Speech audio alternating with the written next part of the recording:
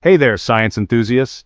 Today I've got some mind-blowing news about muonic atoms coming straight from the University of Queensland.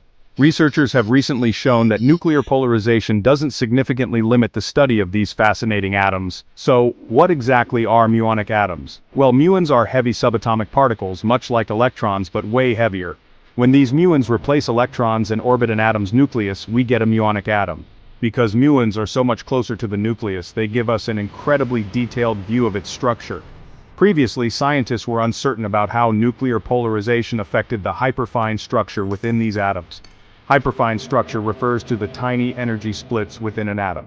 This uncertainty was a major obstacle for further research. But here's the exciting part. The new research shows that the impact of nuclear polarization is much smaller than we thought. This means that the study of muonic atoms is now more feasible than ever. Why is this important, you ask?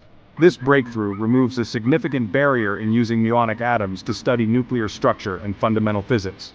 It opens up new possibilities for experiments that could probe the magnetic structure of the nucleus in ways we've never done before.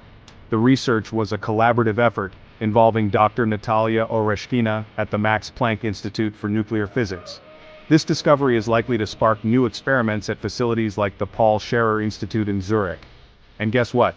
The findings have been published so you can dive deep into the details there. So, there you have it.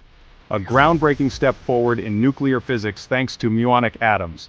If you enjoyed this update and want to stay on top of the latest in science, don't forget to hit that subscribe button and ring the bell for notifications. Catch you next time.